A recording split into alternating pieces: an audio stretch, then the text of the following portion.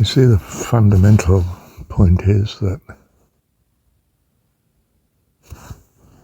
it's rational to choose to trust in goodness and life eternal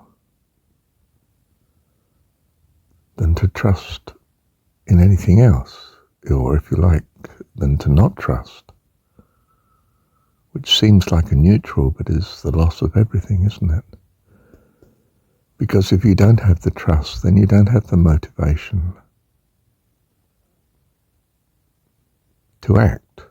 You know, if there's no hope, you don't trust in a possibility, then you don't make the initiative, the effort, the creativity that might achieve it. Which means you're defeated from the very beginning. The extraordinary thing about God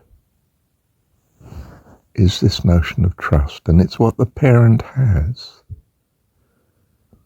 You know, even us as earthly parents, we somehow have this spontaneity of desire to trust that our child is going to be wonderful. To trust that our partner is going to be wonderful. To trust that this commitment to, say, marriage is going to be wonderful. And even if, like Marshall, you know, it's turned to custard ultimately several times, to say the least, 3 marriages formally and more relationships before that, you know. Still, one is filled with this purpose to look, to trust in, and to gamble, if you like,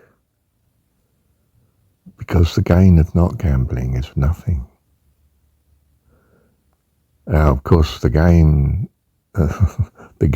in quotes, the consequence of gambling on something that's stupidity, is not a very good idea either. It may bring great disaster and unhappiness.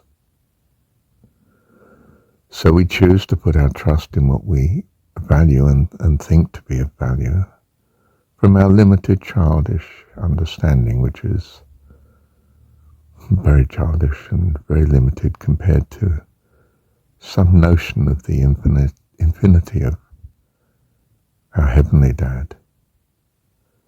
And I choose to believe.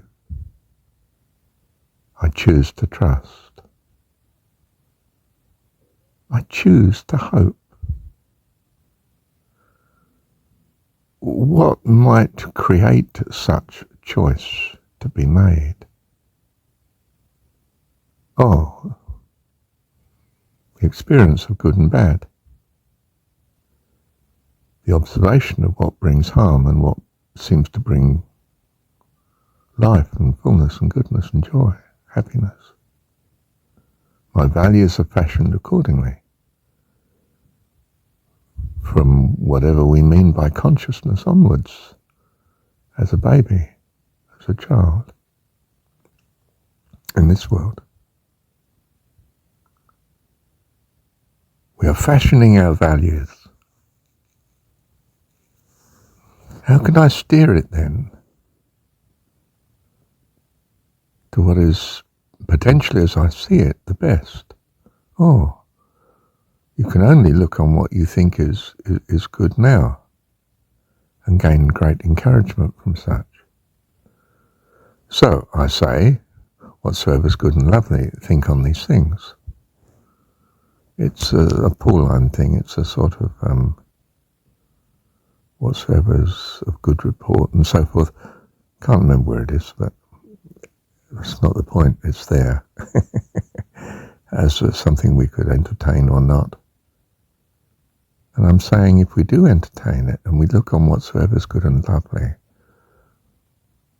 we are lifted, we find great encouragement, we see goodness and therefore hope for such.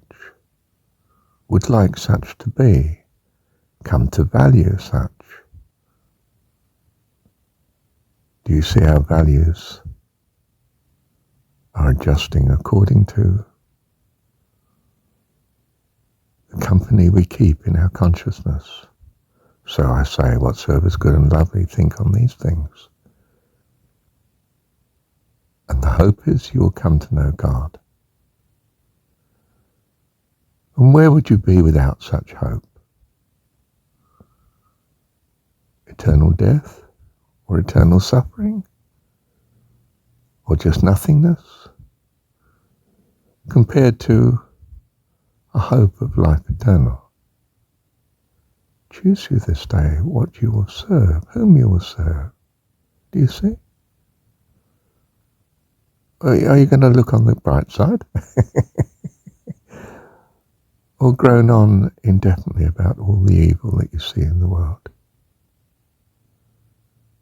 And if you keep good company in the mind in this way, and in the physical, good friends, ones that do try to be faithful and true, good environments, nature and sunshine, and not too much, but do you see? Seek good company, seek good consciousness, whatsoever is good and lovely. You will be filled with hope and assurance, trust, peace, faith, hope, love too. Because from this abundance of happiness and joy and gratitude, you will love as a consequence. That's my experience. And I think it's yours too. In varying degree, we've experienced it at different times. But when you're in love, well, this world of the temporary, transitory seems a very different place. The whole of the universe is singing to us. We have a taste of heaven, so I choose love. And you cannot have love without trust. And trust comes of experiencing goodness, so you choose to experience it. I'm alive. Well, that's quite different to being dead. That's quite something to be very thankful for. Don't look at the difficulties, look at the pleasures, the happinesses, the gifts, the goodness, the things that are lovely. Whatsoever is good and lovely, think on these things. Your assurance will greatly increase, and your hope, and your trust, and your love. And you will be on the highway to heaven. Bless you. Thank you, Heavenly Dad. So what I tried to say here is that it's rational to choose, to trust that your God is your Heavenly Dad, who loves you and probably loves all that He's made. And it's in your interest to trust too that He is well able to bring you to the maturity that He experiences eternally, that you may enjoy such eternally too. For where would I be if my children aren't at least my equal? And if we are so inclined, how much more is our God? Love you, Dad. Thank you, Heavenly Dad.